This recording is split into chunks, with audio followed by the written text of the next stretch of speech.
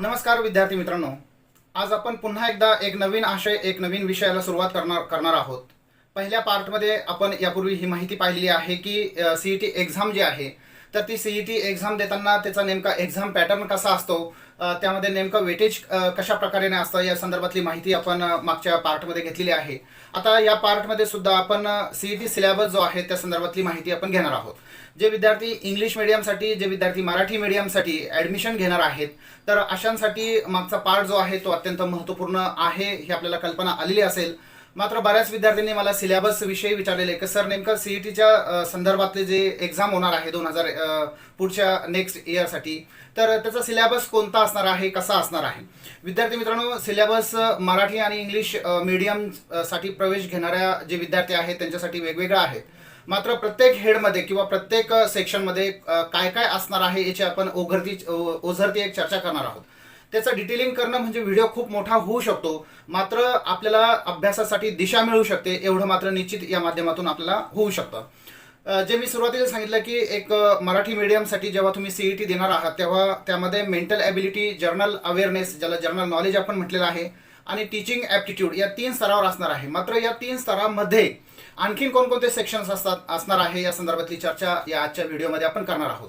तर थोडंसं व्हिडिओ जो आहे तो इन्फॉर्मेटिव्ह असणार आहे, त्यामुळे सगळ्यांना विनंती की थोडासा हा संयम ठेवून व्हिडिओ पाहणं गरजेचं आहे, जेणेकरून तुम्हाला पुढची माहिती जी आहे ती सहज पद्धतीने कळू शकते. चला तर अधिक वेळ न घेता नेमकं सिलेबसमध्ये कोणते टॉपिक्स आहे किंवा कोणकोणत्या गोष्टी सांगितलेल्या आहेत त्या संदर्भातली माहिती आपण घेऊया.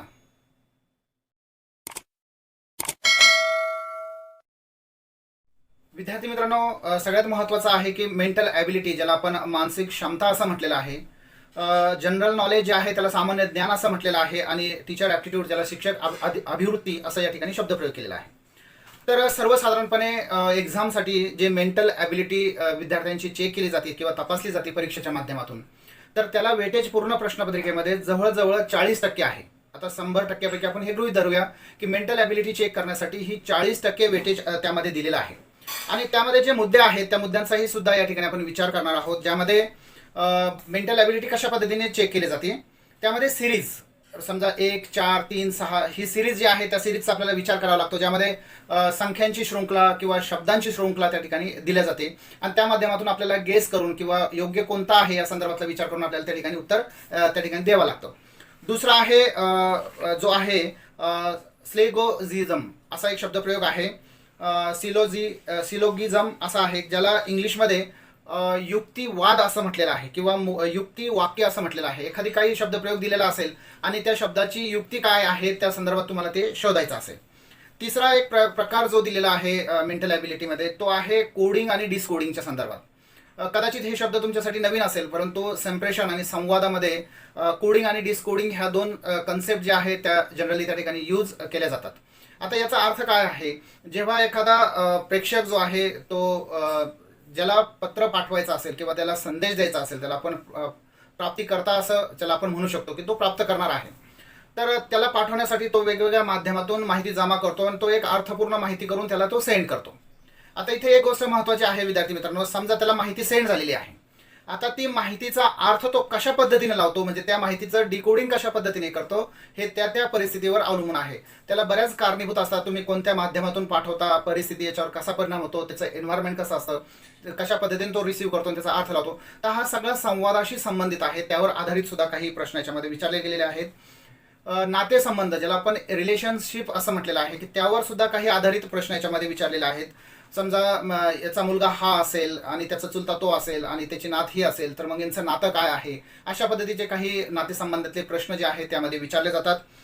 दुसरा आहे ॲनालॉजीज असं म्हटलेलं आहे. ॲनालॉजीज याचा अर्थ उपमा, एखाद्या शब्दाला ही उपमा दिली तर त्या शब्दाला ती उपमा कोणती असेल असा शब्दप्रयोग या ठिकाणी आहे. समजा असं आपण गृहीत धरलं की कोळसा आणि आग, तर बर्फ काय असेल, अशा संदर्भातले काही प्रश्न उपमा देऊन त्या ठिकाणी विचारले जातात.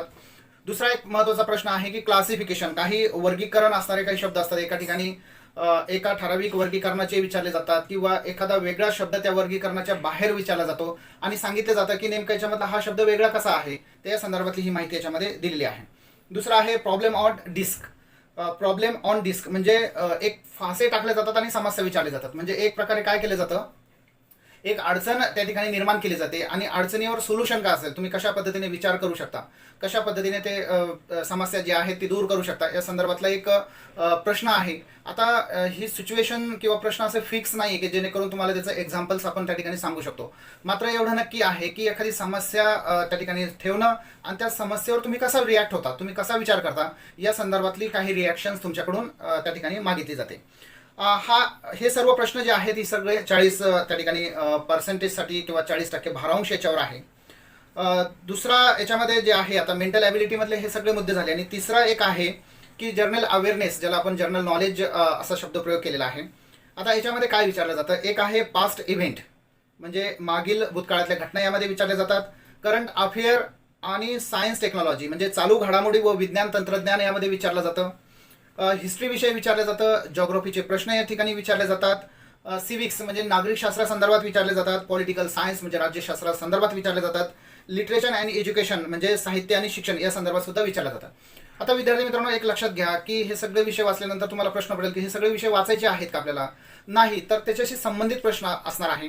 तुमच्या आजूबाजूला ज्या लेटेस्ट असेल किंवा काही वर्षापूर्वी असेल किंवा एखाद्यावर वादन निर्माण झालेलं असेल, काही प्रश्न फोकसमध्ये असतील, काही मुख्य पटलावर असेल, शासनासमोर असेल, पर्यावरण डिपार्टमेंट समोर असेल, अशा सगळ्या प्रश्नांचा विचार जो आहे तो आपल्याला त्या निमित्ताने करणं आवश्यक आहे, जेणेकरून आपल्याला या विषयाशी संबंधित आशय जो आहे तो आपल्याला मिळू शकतो. हा त्या पाठीमागचा उद्देश आहे. यानंतर आता दुसरा त्या ठिकाणी झालेला आहे. पहिला झाला मेंटल ॲबिलिटी, दुसरा झाला जर्नल अवेअरनेस, ज्याला आपण जर्नल नॉलेज असं म्हटलेलं आहे. आणि तिसरा जो मुद्दा आहे विद्यार्थी मित्रांनो तो आहे टीचर ॲप्टिट्यूड. म्हणून एक गोष्ट लक्षात घेणं आवश्यक आहे की तुम्हाला जी पुस्तकं उपलब्ध होतील त्याच्यामध्ये हे सगळे मुद्दे असणार आहे, यावर काही प्रश्न असणार आहे. जेव्हा तुम्ही हा व्हिडिओ पाहाल आणि किमान तुम्हाला या गोष्टींची कल्पना येईल, त्या अनुषंगाने तुम्ही प्रश्न त्या ठिकाणी शोधू शकता. हा सुद्धा उद्देश या व्हिडिओच्या पाठीमागे आहे. आता तिसरं जे आहे टीचर्स ॲप्टिट्यूड असं म्हटलेलं आहे, तर त्याला 30% आहे. म्हणजे जर्नल नॉलेजला 30%, त्यानंतर टीचर ॲप्टिट्यूडला 30% आणि त्याला 40%, म्हणजे असं 60% म्हणजे 100% भारांश इथे पूर्ण झालेला आहे. आता टीचर्स ॲप्टिट्यूडमध्ये keenness to update existing knowledge याचा मराठीमध्ये अर्थ असा आहे की उपलब्ध ज्ञानाला अधिक उद्युक्त करण्याची उत्सुकता. तुमचं जर नॉलेज आहे मात्र त्या नॉलेजला प्रखरतेने पुन्हा मांडण्याची जी उत्सुकता आहे तर ती या ठिकाणी चेक केली जाते. आणि हे सर्व शिक्षक अभिवृत्तीच्या संदर्भात केले जातात. तुम्हाला काही इंडस्ट्रियल, फार्मसी, इंजिनिअरिंग या संदर्भात आम्ही काही या संदर्भातले विचारणार नाही. मात्र टीचर ॲप्टिट्यूडच्या संदर्भात की इंटरेस्ट किती आहे या संदर्भातले काही प्रश्न असणार आहे. म्हणजे तुमच्याजवळ जे उपलब्ध नॉलेज आहे त्या अनुषंगाने त्याची मांडणीची उत्सुकता किती असू शकते तुमची, या संदर्भातले काही प्रश्न असणार आहे. दुसरा एक भाग आहे याच्यामध्ये की लिडरशिप क्वालिटीजवर काही आधारित काही प्रश्न असणार आहे. नेतृत्व योग्यता. आता नेतृत्व योग्यता या अर्थाने या ठिकाणी म्हटलेलं आहे विद्यार्थी मित्रांनो की समजा तुम्ही वर्गामध्ये प्रत्यक्षात काही शिकवत असेल आणि शिकवताना समजा काही गोष्टी तुमच्याकडून राहून जात असेल किंवा काही इतर बाबी तुम्ही नंतर मांडणार असेल, याचा अर्थ असा की तुमचा समोर जर एखादा वर्गाचा समूह असेल, तिथल्या अध्ययनाच्या समस्या असतील, अध्यापनाच्या समस्या असतील किंवा आणखी इतर काही समस्या असेल, तर त्या वर्गाच्या समस्या सोडवण्यासाठी तुम्ही लिडरशिप कशा पद्धतीने करता यावर आधारित काही प्रश्न त्यावर विचारण्यात येणार आहे. दुसरा आहे awareness about the changes in society आणि एज्युकेशन, की समाजामध्ये किंवा शिक्षणामध्ये एक अद्ययावत बदल काय घडत आहे, समाज व शिक्षणातील बदलाविषयी जागरूकता तुमच्यामध्ये आहेत का, या संदर्भातले काही प्रश्न विचारणार. समाज आणि शिक्षण हे एकमेकाच्या पूरक बाजू आहेत, एका नाण्याच्या दोन बाजू आहे. समाजामधले घडणाऱ्या अनेक गोष्टींचा परिणाम जो आहे तो शिक्षणामध्ये होत असतो, शिक्षणाचा परिणाम हा समाजामध्ये होत असतो. त्यामुळे यांच्यातील फरक किंवा यांच्यातील बदल कोणकोणता आहे त्याचा अवेअरनेस तुमच्यामध्ये असला पाहिजे. उदाहरण मी घेतलं की जसं नॅशनल एज्युकेशन पॉलिसी जी आहे आपले इस्टॅब्लिश झालेली आहे गव्हर्नमेंटकडून, तर त्याच्यामध्ये नवीन प्रावधान काय आहे, कोणा संदर्भात काय म्हटलेलं आहे, प्राथमिक संदर्भात काय म्हटलेलं आहे, हायस्कूल संदर्भात काय म्हटलेलं आहे, महाविद्यालयीन स्तरावर काय म्हटलेलं आहे, हे सर्व गोष्टींची किमान ओझरती चर्चा, ओझरती माहिती सुद्धा आपल्याकडे असणं अपेक्षित आहे. हा एक मुद्दा त्याच्या पाठीमागे आहे. दुसरा याच्यामध्ये आहे एक चौथा मुद्दा जो आहे तो कम्युनिकेशन अँड प्रोफेशनल कमिटमेंट असा शब्दप्रयोग आहे. याच्यामध्ये म्हटलेलं आहे की संवाद आणि व्यावसायिक बांधिलकी तुमची किती आहे या संदर्भातले काही प्रश्न. कारण जर व्यावसायिक बांधिलकी नसेल तर तुम्ही त्या क्षेत्रामध्ये पुढे जाऊ शकत नाही, हा त्याचा सरळ साधा अर्थ आहे. त्यामुळे तुमची कमिटमेंट, तुमचं प्रोफेशनल जे काही कमिटमेंट असेल त्या संदर्भातले प्रश्न, तुमचा संवाद कसा आहे, कम्युनिकेशन कसं आहे या संदर्भातले काही प्रश्न याच्यामध्ये विचारल्या जाणार आहे. तर हे 3 आस्पेक्ट जे आहे किंवा 3 मुद्दे जे आहे की ज्यामध्ये आपण मेंटल ॲबिलिटी, जनरल नॉलेज आणि टीचर्स ॲप्टिट्यूडवर आधारित काही प्रश्न यामध्ये विचारले जाणार आहे. दुसरं जे आहे, ज्या विद्यार्थ्यांना इंग्लिश मिडियमचं त्या ठिकाणी घ्यायचं असेल इंग्लिशमध्ये, त्यामध्ये सुद्धा आपण जवळजवळ मागच्या व्हिडिओमध्ये 7 आपण प्रकार पाहिलेले आहेत ज्यावर आधारित प्रश्न येणार आहेत. त्यामध्ये रीडिंग कॉम्प्रिहेन्शन असेल, व्हॉकॅब्युलरी फोकस असेल, ग्रामर फोकस असेल किंवा सेंटेन्स फॉर्मेशन असेल, फोनोटिक्स असेल, व्हर्बल आयडम्स आणि प्रोव्हर्ब असेल आणि फिगर ऑफ स्पीच असेल.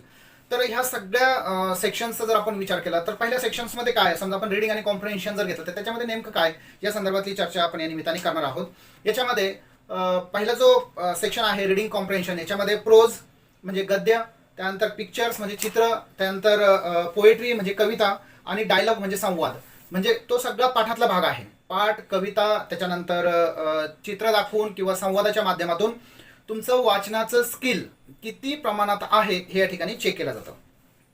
आता दुसरा जो मुद्दा आहे याच्यामध्ये सांगितलेला आहे व्होकॅब्युलरी फोकस, त्याच्यावर वेटेज जे आहे ते 10% आहे आणि रीडिंग कॉम्प्रिहेन्शनवर जवळजवळ 40% आहे. वाचन आकलनावर 40% भारांश आहे, म्हणजे 40% प्रश्न तुमच्या त्या प्रश्नपत्रिकेमध्ये येणार आहे. व्हॉकॅब्युलरी फोकस जो आहे, ज्याला आपण शब्द संग्रह असं म्हटलेलं आहे, त्यावर 10% आहे. त्यामध्ये स्पेलिंग म्हणजे शुद्ध लेखनावर विचारणार आहे. ॲटोनॉमस म्हणजे प्रतिशब्द एखाद्या शब्दाचा कोणता आहे त्यावर विचारणार आहे. सिनोनिमस म्हणजे समानार्थी शब्द कोणता आहे त्यावर विचारणार आहेत. आणि होमोनिमस असा शब्दप्रयोग आहे, म्हणजे पद बंध यावर आधारित काही शब्दप्रयोग त्या ठिकाणी विचारणार आहे. यावर 10% भारांश आहे. आणि तिसरा जो भाग आहे याच्यामध्ये दिलेला आहे ग्रामरचा. ग्रामर हे तुमच्या दृष्टिकोनातून महत्त्वाचं आहे. याच्यामध्ये तिसरा भाग जो आहे त्याच्यावर 16%, ग्रामरवर 16% भाग त्या ठिकाणी दिलेला आहे. आणि याच्यामध्ये जे म्हटलेलं आहे की पंक्च्युएशन म्हणजे विरामचिन्ह पुढे लावायचे आहेत त्या संदर्भात आहे. आर्टिकल व्याकरणच्या संदर्भात आहे, ए आणि एन जे आहे ते कुठे वापरतात त्या संदर्भात आहे. प्रिपोजिशनच्या संदर्भात आहे. प्रिपोजिशन याचा अर्थ असा आहे की शब्दयोगी अव्यय कुठे वापरलेले आहेत त्या संदर्भातला आहे. कंजक्शन जे आहे, उभयान्वयी अव्यय, त्या संदर्भातले काही गोष्टी आहे याच्यामध्ये दिलेल्या आहेत. डिग्री ऑफ ॲडजेक्टिव्ह म्हणजे विशेषण या संदर्भातले काही प्रश्न या ठिकाणी विचारलेले आहेत. याच्यानंतरचा 4चा जो भाग आहे तो आहे सेंटेन्स फॉर्मेशन म्हणजे वाक्यरचना. याच्यामध्ये खरं तर 3च सेक्शन विचारलेले आहेत. एक आहे अफर्मेटिव्ह, निगेटिव्ह, इंट्रॉगेटिव्ह आणि असर्टिव्ह एक्सप्लेनेटरी सेंटेन्सेस बद्दल विचारलेला आहे. याचा मराठीत अर्थ असा आहे विद्यार्थी मित्रांनो की होकारार्थी असेल, नकारार्थी असेल, प्रश्नार्थक असेल, सकारात्मक असेल आणि उद्गारात्मक असेल या संदर्भातले काही प्रश्न यामध्ये विचारले जाणार आहे. याचं सेक्शनचं नावच आहे सेंटेन्स फॉर्मेशन, त्यामुळे ही गोष्ट त्या ठिकाणी लक्षात घेणं आवश्यक आहे. त्यानंतर दुसरा भाग आहे जम्बल्ड सेंटेन्स, काही जम्बलिंग त्या ठिकाणी केली जाते, गोंधळलेले वाक्य त्या ठिकाणी टाकले जातात आणि त्यावर आधारित काही प्रश्न त्या ठिकाणी विचारले जातात. दुसरा आहे आयडेंटिफाईंग एरर इन सेंटेन्सेस, वाक्यामधली त्रुटी कोणते कोणते आहेत ते ओळखणे यावर आधारित काही प्रश्न असणार आहे. आणि सेंटेन्स फॉर्मेशन हे केवळ 14%ला आहेत, त्यामुळे तुम्ही 100% मधून काही भाग जो आहे तो डिलीट करू शकता. पुढचा भाग आहे फोनोटिक, जे ध्वनिकता ज्याला म्हणतो आपण, आपलं जे व्हॉइस आहे, व्हॉवेल्स जे आहे तर त्यावर आधारित आहे. तर त्याचा अनसेंट, त्याचा उच्चार कसा आहे. फोनोटिक ट्रान्स्क्रिप्शन म्हणजे ध्वनी प्रतिलेखन कसं तुम्ही करू शकता. इंटोनेशन पॅटर्न कसा आहे, आवाजाची गती कशी आहे या संदर्भातले काही प्रश्न याच्यामध्ये विचारले जाऊ शकतात. फोनोटिक वेटेजवर फक्त 6% पूर्ण सिलेबसमध्ये विचारलेला आहे. प्रश्न 6 आहे की व्हर्बल आयडम्स अँड प्रोव्हर्ब वेटेज असं जे म्हटलेलं आहे, त्यामध्ये तोंडी वाक्प्रचार आणि म्हणी असा शब्दप्रयोग केलेला आहे. तर तोंडी वाक्प्रचार आणि इंग्लिशमध्ये अनेक वाक्प्रचार असतात, जसं वेगवेगळे आहेत. Nothing to do with that business म्हणजे तुझ्याशी माझं काही घेणं देणं नाही असा शब्दप्रयोग. तर त्याचा शब्दप्रयोग तुम्ही कसा करू शकता वाक्यामध्ये. किंवा टिट फॉर टॅक्ट असा आहे, त्याचा शब्दप्रयोग कसं करू शकता. या संदर्भातले काही म्हणी आणि काही वाक्प्रचार याच्यामध्ये विचारले जातील. आणि शेवटचं जे 7वं आहे, आता व्हर्बल आयडम्स अँड प्रोव्हर्ब जे आहे त्याच्यावर फक्त 10% विचारलेलं आहे, तोंडी वाक्प्रचार आणि म्हणीवर. त्यामुळं त्याचं टेन्शन घेण्याचं कारण नाही, ते तुम्ही वाचूनही करू शकता, मात्र काही म्हणी तुमच्या बाय हार्ट असणं आवश्यक आहे. प्रश्न जे आहे 7व्या क्रमांकाचा फिगर ऑफ स्पीच, ज्याला भाषेचे अलंकार असं म्हटलेलं आहे, हा महत्त्वाचा मुद्दा या ठिकाणी आहे. आणि त्याच्यावर सुद्धा वेटेज, उर्वरित वेटेज जे आहे ते त्यावर दिलेलं आहे त्यांनी. आता त्याच्यामध्ये स्माइली जे आहे म्हणजे उपमा ती आहे, ज्याला सिमिली किंवा स्माइली असं शब्दप्रयोग केलेला आहे. उपमा दिलेली आहे, उपमा संदर्भात तुम्हाला विचारू शकतात. मेटॅफर म्हणजे रूपक संदर्भात विचारू शकता. क्लायमॅक्स म्हणजे एखाद्या घटनेचा प्रसंगीचा कळस काय असू शकतो, परमोच्च बिंदू काय असू शकतो तर त्या संदर्भात विचारलेला आहे. हायपरबोल अतिशयोक्ती काय असू शकते यावर प्रश्न विचारलेले आहेत.